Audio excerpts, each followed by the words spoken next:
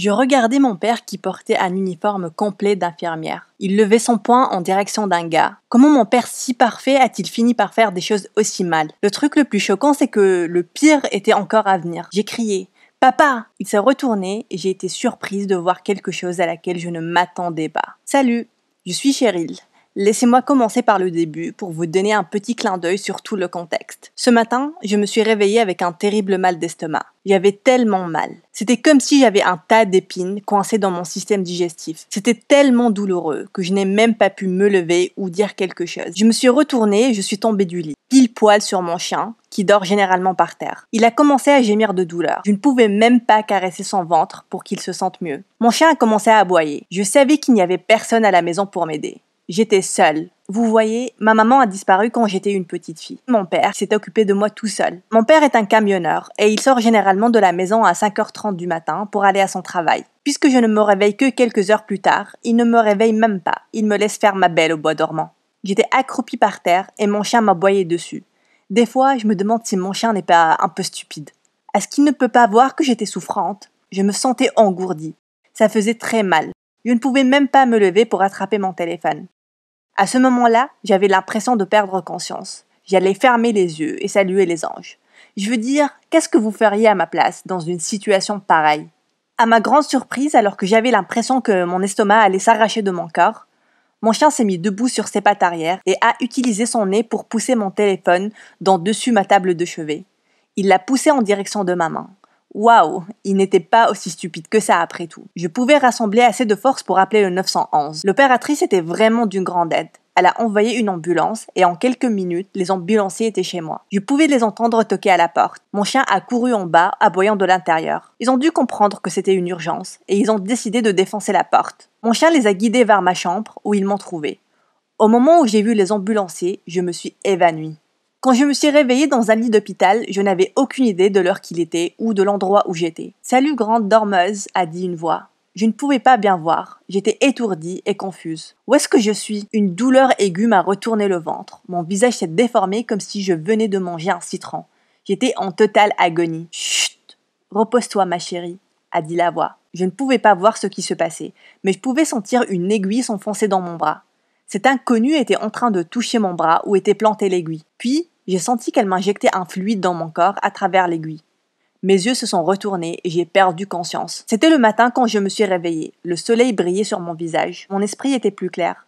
J'étais étendue, seule, dans une chambre d'hôpital. En contemplant la chambre, j'étais choquée de voir une horrible scène. Mon estomac, il était gonflé comme si j'avais avalé une énorme citrouille. Est-ce que je suis morte et je me suis réveillée enceinte? J'ai enlevé les draps et j'ai vu que mon estomac avait la taille d'une montgolfière. Les larmes ont commencé à rouler sur mes joues. J'ai pleuré tellement fort qu'une infirmière est venue en courant à travers la porte. Elle disait quelque chose mais je ne pouvais pas l'entendre. D'horribles douleurs dans mon estomac. C'était moi, un bébé âgé de 14 ans. Non, non, ce n'est pas possible. Est-ce que j'imaginais des choses? Je ne peux pas être enceinte. Je n'ai eu qu'un seul baiser avec Michael, à côté des balançoires, durant la récréation. Ça ne peut pas arriver. Je dois être sous l'effet des drogues. Je dois rêver. L'infirmière essayait de me calmer. Mais je hurlais et je criais. Je ne peux pas croire que je suis enceinte. Elle a commencé à rigoler. Son rire était tellement fort qu'il a couvert mes cris. Je l'ai regardé avec dégoût. Est-ce que la situation était amusante? Ma chérie, relax, tu n'es pas enceinte. Ce n'est qu'un petit... Une personne toquant soudainement à la porte nous a interrompus. C'était mon père. Il s'est rué à l'intérieur de la chambre, des cernes bleues sous ses yeux. Il avait l'air de ne pas avoir dormi durant des jours. Je pensais que je t'avais perdu. Il avait l'air vraiment inquiet. Mon père était content que j'aille bien, mais il était plus inquiet du fait que je sois à l'hôpital. Tu ne peux pas être à l'hôpital. Pourquoi est-ce qu'ils t'ont amené ici?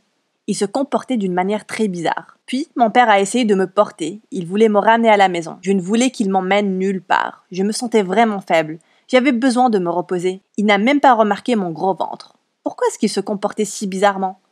Puis, il a remarqué mon gros ventre. Il manquait d'air. Comment vos parents réagiraient-ils s'ils pensaient que vous étiez enceinte? Eh bien, probablement pas comme mon père. À ma surprise, il a crié « Je vais être grand-père !» Il m'a prise dans ses bras et m'a embrassée. Pendant un instant, j'ai été terrifiée de l'entendre dire ça. J'étais sur le point de paniquer de nouveau. Et puis, l'infirmière a de nouveau rigolé. Elle a expliqué que c'était quelque chose que j'avais mangé. Mon estomac n'a pas pu le digérer et ça a rompu une partie de mes intestins. Et maintenant, je suis ballonnée. Il s'est avéré que j'avais passé presque 2 jours à l'hôpital et ils ont dû m'opérer en urgence. Aujourd'hui, j'ai toujours une petite cicatrice sur mon estomac. Mon père a piqué une vraie crise. Je ne l'ai jamais vu comme ça. Il voulait que je sorte de l'hôpital sur le champ. Il criait sur l'infirmière. Il m'a même attrapé par le bras et il a arraché la perfusion de mon bras. « Papa, aïe !» À ce stade-là, il me faisait vraiment peur. Il se comportait comme un lunatique. L'infirmière a appelé la sécurité et ils l'ont fait sortir de la chambre. Je ne l'ai jamais vu déraper ainsi. Mon père a été forcé de rester en dehors de l'hôpital jusqu'à ce que je sorte. La crise de mon père était inhabituelle. Je ne l'ai jamais vu flipper comme ça. La douleur dans mon ventre a de nouveau commencé à être insoutenable, donc je ne pouvais même pas penser à son comportement. L'infirmière a mis ses mains sur mon gros ventre, puis elle a doucement poussé avec ses 2 pommes. Une pression s'accumulait, et puis finalement, l'air de mon estomac s'est échappé à travers ma bouche. J'ai fait un gros rot. Je pouvais sentir mes lèvres trembler et les rideaux au-dessus de ma tête bouger sous l'effet de l'air. Je suis devenue toute rouge. Mais l'infirmière m'a aidé à relaxer. Elle a remis la perfusion et m'a donné un truc pour m'endormir.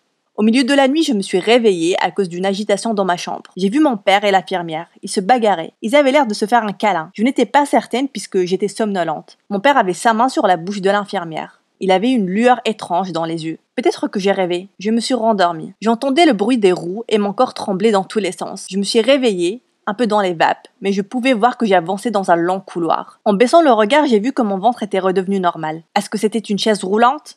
La première chose qui m'était venue à l'esprit, c'était que l'infirmière me transférait à une autre chambre. Une main était posée sur mon épaule. En fixant la main, j'ai réalisé que ce n'était pas celle de l'infirmière. « Tiens le coup, ma chérie, je te libère d'ici. » C'était mon père. Il portait l'uniforme de l'infirmière. Je savais que mon père ne me ferait jamais de mal, mais dans cette situation bizarre, je ne pouvais pas lui faire confiance. J'ai essayé de rassembler un peu de force pour arrêter la chaise roulante. J'ai crié « Papa, arrête, tu me fais peur !» C'était comme s'il ne m'entendait pas. Mon père cachait son visage et ses cheveux derrière un masque médical. Si je ne le connaissais pas, il pourrait se faire passer pour une très belle infirmière. Un médecin marchait en notre direction. Il a salué mon père. « Bonjour, infirmière. » Mon père a changé sa voix en une voix de femme et il a dit « Bonjour, docteur. J'ai besoin de vous à la chambre 436 pour m'assister dans une chirurgie dans 10 minutes. J'y serai, beau docteur. » Certainement, mon père n'était pas sérieux, n'est-ce pas? Il m'a poussé vers une chambre de patient. Puis il a prétendu checker son dossier médical attaché au lit. Il avait même le thermomètre qu'il a mis dans la bouche du patient pour vérifier la température. Il a checké le battement de cœur et a même pris le pouls. C'était ridicule. Sous sa forte respiration, mon père a dit « J'aurais fait un excellent docteur, si seulement il m'avait accepté à l'école de médecine. » Je ne me rappelle pas que mon père avait dit quelque chose relatif à son envie de devenir médecin ou infirmier. Puis mon père s'est totalement figé. Il a eu ce rictus de fou sur son visage. Oh, ils ont besoin de moi pour la chirurgie. Il m'a poussé avec la chaise roulante dans un placard. J'ai essayé de me lever, mais j'étais trop faible et je ne pouvais pas bouger. Il a verrouillé la porte derrière lui et il est parti à la pièce de chirurgie. Environ 30 minutes après, j'ai entendu des gens crier « Attrapez-le! Ce n'est pas une infirmière !» Visiblement, ils ont découvert que mon père faisait semblant d'être une infirmière. Je pouvais les entendre courir. Et puis il a débarqué dans le placard, a saisi ma chaise roulante et a commencé à me pousser dans les couloirs de l'hôpital. J'avais tellement peur. Je n'avais aucune idée qu'il était capable de faire des choses pareilles. La chaise roulante s'est heurtée contre l'équipement médical et les plateaux repas. À un certain moment, la chaise roulante a même glissé sur un liquide renversé par terre. Les infirmières appelaient la sécurité, mais mon père ne s'est pas arrêté, poussant les médecins, les patients et les visiteurs dans les couloirs. Il se dirigeait vers l'ascenseur. En entrant dans l'ascenseur, il a appuyé sur le bouton pour monter à l'étage le plus élevé. On s'est tourné et je pouvais voir les agents de sécurité courir en notre direction. Pourquoi avait si peur en la compagnie de mon père? Je me sentais généralement en sécurité avec lui, mais pas aujourd'hui. Pour être honnête, je voulais que les agents de sécurité me sauvent de mon père. Il se comportait vraiment comme un fou, sortant la langue et faisant nananananer. La porte de l'ascenseur s'est fermée avant que les agents de sécurité ne nous attrapent. Le numéro de l'étage le plus élevé s'est allumé et on était en train de monter. Où est-ce que mon père allait m'emmener? Pourquoi est-ce qu'on ne se dirigeait pas au sous-sol, là où la voiture était garée? Dans l'ascenseur, mon père dansait et riait comme un fou. Il faisait vraiment un tas de trucs hyper mal. Il peut réellement blesser quelqu'un. Même moi. J'étais très anxieuse. Amusons-nous un peu. On a finalement atteint le dernier étage. Les portes de l'ascenseur se sont ouvertes et par chance, il y avait des agents de sécurité qui nous attendaient. J'ai crié fort. À l'aide! À l'aide! Mon père a hurlé, puis il m'a poussé en direction des agents de sécurité. Il s'est enfui avec sa robe d'infirmière qui dansait dans les airs, et il a disparu quelque part dans l'hôpital. Les agents de sécurité ont couru derrière lui, me laissant derrière. Je devais les suivre. Avec la dernière goutte d'énergie que j'avais dans mon corps, j'ai essayé de toutes mes forces de me lever de la chaise roulante. Mes jambes tremblaient sous mon corps, mais je pouvais de nouveau marcher. Je supposais que mon père allait prendre les escaliers. Il n'y avait aucune autre issue de secours. Donc, j'ai pris l'ascenseur et je me suis arrêtée à chaque étage. Même si j'avais peur de lui, je voulais aussi l'aider. Quelque chose ne tournait pas rond. À chaque fois que les portes s'ouvraient, je jetais un coup d'œil pour voir s'il était là, jusqu'à ce que j'atteigne le 8e étage. Et c'est là que mon histoire a commencé. Mon père, portant un uniforme d'infirmière, levant son poing dans le visage d'un gars. J'ai crié, et quand mon père s'est retourné, je ne pouvais pas en croire mes yeux. Le gars qui se tenait à côté de lui était aussi mon père. Il portait une casquette de camionneur. Attendez là. J'ai vu 2 versions de mon père. Il y en avait 2. L'un était complètement fou, prétendant être une infirmière, et l'autre portant une casquette de camionneur. J'étais tellement choquée et fatiguée que je me suis évanouie. Je me suis réveillée dans un lit d'hôpital. Mon père, cette fois-ci, mon vrai père, était à côté de moi. Il me tenait la main. Il s'est avéré que l'homme qui prétendait être une infirmière s'était échappé d'un asile de fous à côté. Il ressemblait beaucoup à mon père et avec tous les médicaments, je ne pouvais pas y voir grand-chose. Quelques jours plus tard, je suis sortie de l'hôpital. Je me sentais vraiment mieux. Mon vrai père était à mes côtés. Il me protégeait et il me gardait en sécurité.